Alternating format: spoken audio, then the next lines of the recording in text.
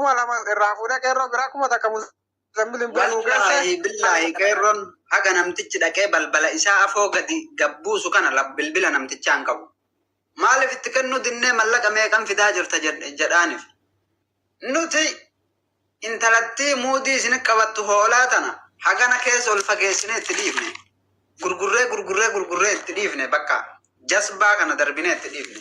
Garuu intalli kuni akkuma agartee nadhoysaa jedhee maal jedhee agartee muudii qabachuu barbaade san har'allee akaawuntii isaa nama kennate muudii isin qabataa jira. Oromoon tuni shawwadamti malee dhageeffadhu. Tokkoffaa nuti quuftu maaliif wal isin qunnamsiisuu dinne takkaa namni quuftu wal nu qunnamsiisaa jedhee nu gaafate jira feemasoon achirraa ayyaasuun guutuun hin jenne jedhe. Rakama arabaa sanii nuu kennaatanii namni tokko rakama arabaa sanii Muzammil malee namni tokko hin qabu. Nambara mushawwara akka qeerroo bira deemutti ittillee nambara mushawwaraa sana naaf Muzammil yoo ta'e malee namni beeku tokko hin jiru. Sii galee mucattiin immoo wallaahi wabillaahi iyyaala jennaanin ijoollee katamaati ila miilan nama harkaan deemu iyyuu miti miilan jechuudha sii galee jettiin araadadha. Oromoon kun waa taate waan beektuuf muudii ajaa'ibaa sirra qabataa jirti ammallee immoo mucattiin dhaabina mallaqa guuraa fi mucattii kunoo mallaqa mucaan jimmaana nyaata jette Oromoon mana maakii wayitii bantee jette qarqaarsa bakka achitti qarqaarsisaa guuraa fi mucattiin jireenyaa jijjiirattu allaqa daqqaqa. Wallaahi lazimus mee dhagaye. Amma asirratti waa jedhu barbaada Muzammilan. Dubbadhu.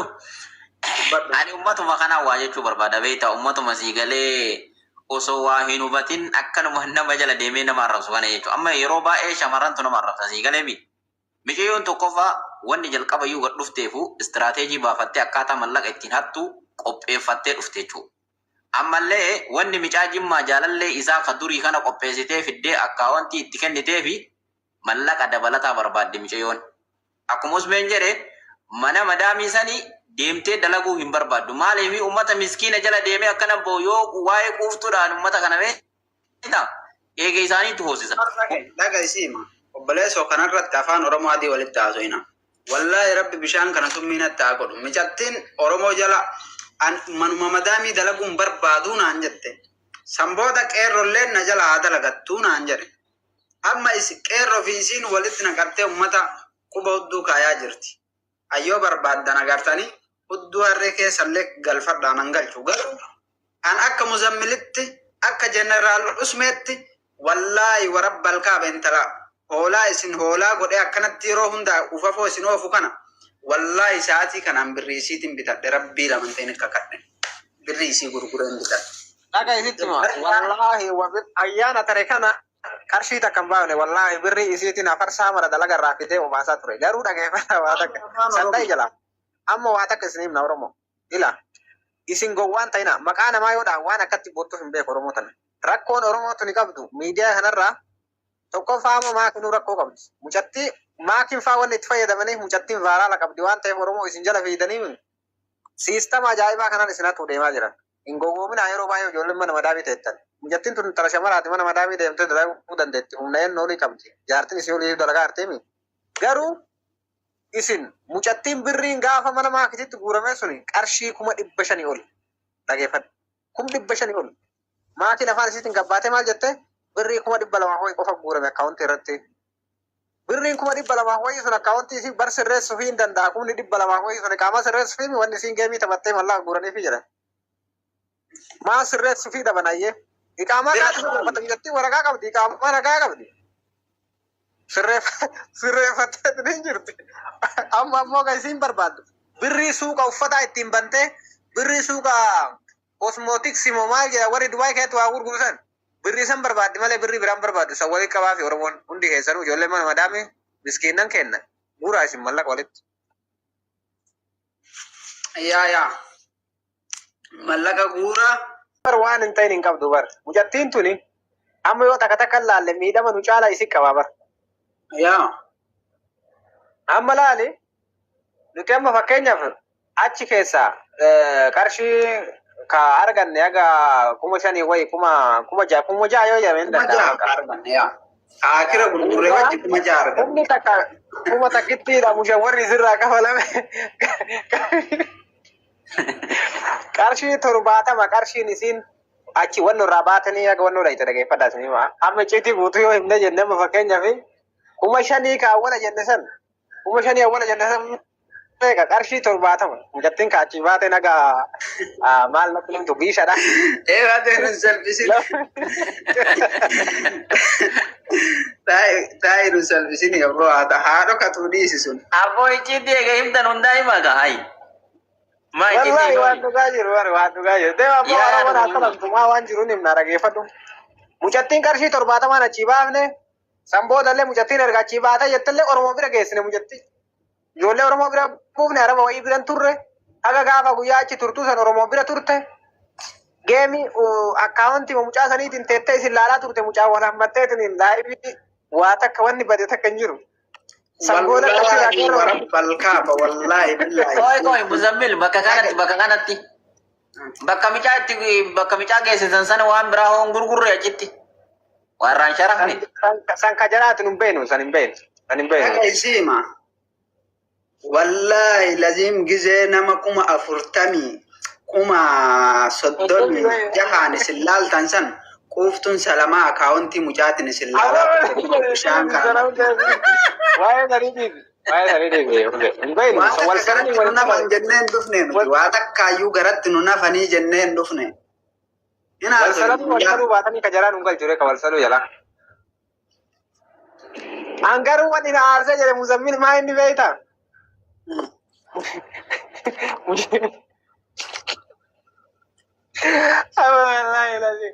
Mucattiin mana keessa deemtee ni caffarti. Mucaan viidiyoo hojii irratti achi qabee jiru Oromoon asiin bootti.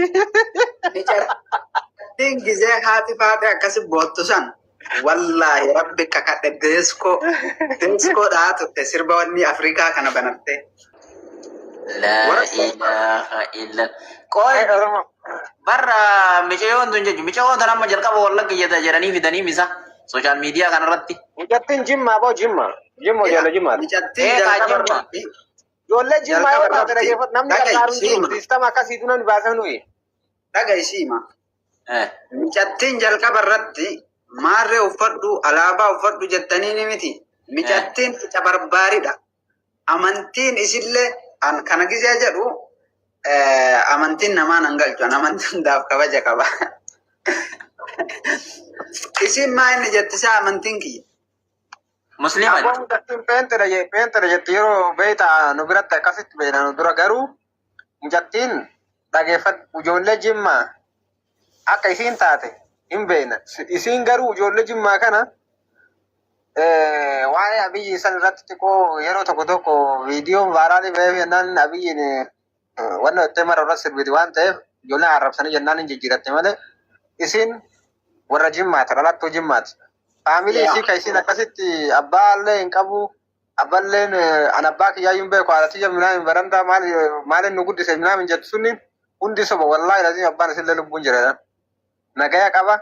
Haati tiyya shawaadha jetteemi wallaahi warabbal kaaba meelaal haati tiyya shawa jette abbaan kiyya maal eessa dhaladhee jette wallaggatti maarree dhaladhee jimma guddadhee maarree ta'e jette sun guutuu. Jimmaa hin dhoofne iyyuu maqaa Muzammil jimmaan isiin hin dhoofne wallagguma dhoofti malee. Ilutti guddadhe jette abbo. Ilu guddadhe. Ilutti guddadhe. Ilu abbaa warra ta'e jimmaan bira taate. Ilutti guddadhe jette garuu isiin jimmaadha. Jimmaadha obboleesso. Jimmaa qulqulluu achuma keessa dhalatte achuma guddatte faamilii illee hin qabdi haadha abbaa irraa dhalatte illee hin qabdi garuu san guutuu gowwoomsitee Oromoo tana ani haadhallee haati tiyyallee dadhabduudha bara haadha birattuu guddatan jedhe nama biraa nama hambaa bira dhaqee nama hambaatti biyya alaana ergate jettee nama na guddisee biyya alaana ergate jette.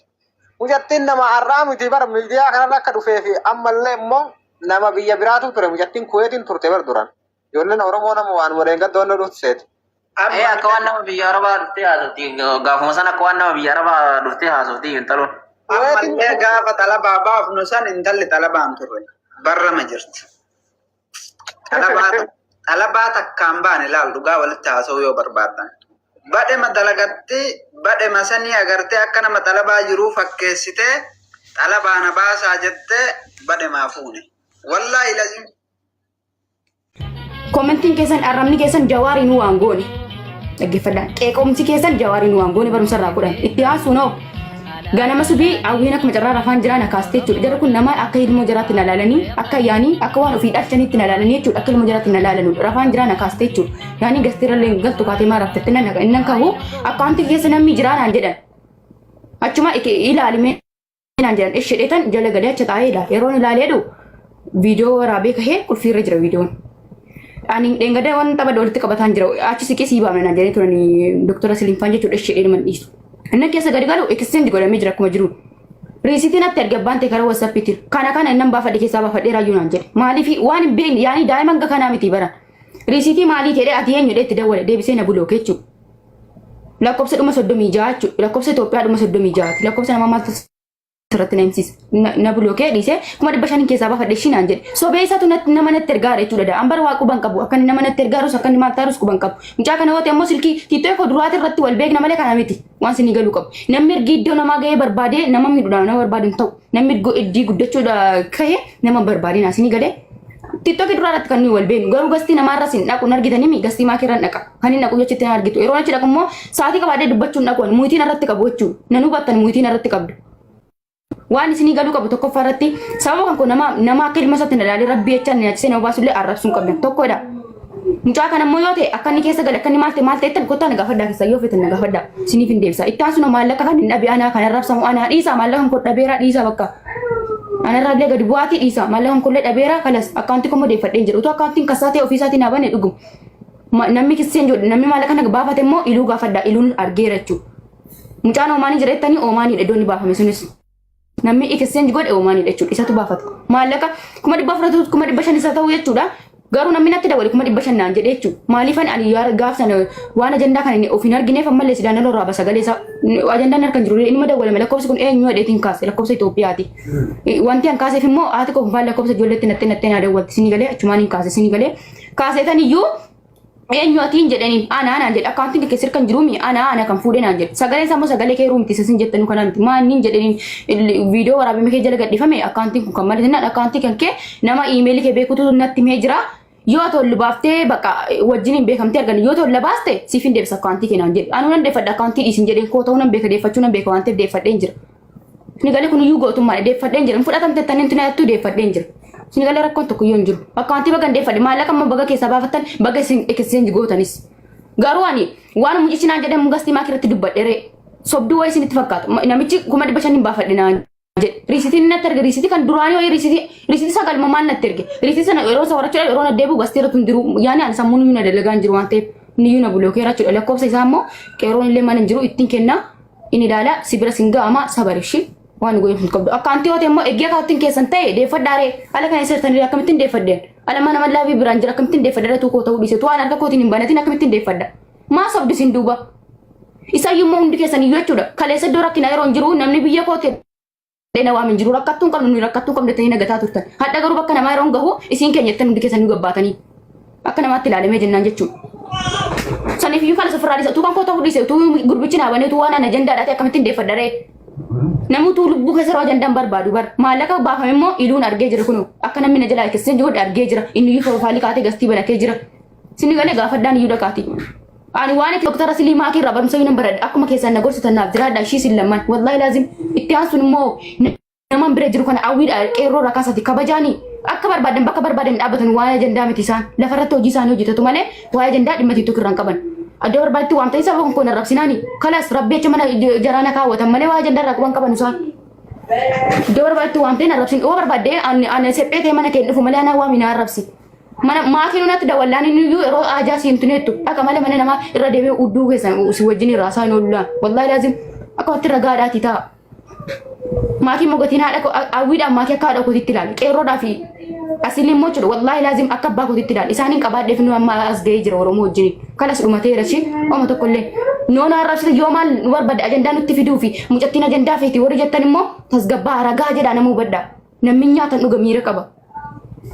Yoo ajandaa akkaantiin harka fudhate mana malaa bittiin galee caffaraa ture amma moo deeffadde ka eessa dhifaree bagan deeffadde ka gootummaa kooti kun iyyuu jettiin qabsatte miniqqisedha ofittiin qabsaa jireenya kombilisomsa baate. Sila gattahin imman taragade imman ko lalu fi duftani imbo ula shifti wa ma to ko lembo imman na ka ko dise sindru wa fitu murtasi yu dise njir na jaje bestani juga le toma dina ka batu si jaje besa bar Na dubartii jabduu achuun qoftuudha barumsa baradhu yoo si ta'e ani yuumaa keerraan baradheeti. Waa meeqattaniin amma isin miidiyaa kanarratti hawwii kana yoo jedhu waan isin jedhanii turtan akkasiin irraa turte waa'ee gargaarsa mana amma kallattumaan gara waaqayyoo keetitti deemna anis waaqayyoo kiyyaatti deema allaqa kan walirraa baran eenyutu waaqayyoo dhugaatii eenyutu immoo waaqayyoo keessa waliin deemna amma Iyesuus Kiristoos waaqa keetiimi ishii jedhaan hin jenne Shuu ishii jedhaan hin jenne jechuun maal jechuu keeti warra xiqqaana'u jiramu faxaarii isaatitti kan nama itti qaana'u jiramoo maaliif an hin jenne kuni maal jechuudha nama baay'istanii galchina hikima nama baay'isteen galchiniin gaafalas yoo baay'atanii wacane okay Daani mama Iyesuus Kiristoos waaqa keetiimi gisee meeqa sitti maadhoo ko maaloo natti deddeebite ani Iyesuus Kiristoos waaqa keessani anaaf sagada kan jedhamu ati maxaa quddusitti amantamachee amma wangeela irraa baasi Allah subhanahu wa ta'ala ani rabbii keessani anaaf sagada yaadannoo kiyyaafis sagada kan jedhu sifan baasa ati na baasa kallattuma eshi suuraa meeqarra jira amma nabiraayna zaaname ali dubbadhaam inshallah Allahu akbar السلام عليكم ورحمة الله وبركاته. جرت أغنو.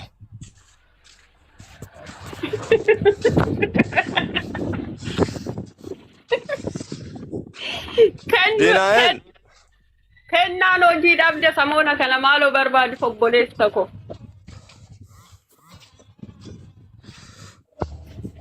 أبشر. بكن عرب ديس. نقا كده جرتا.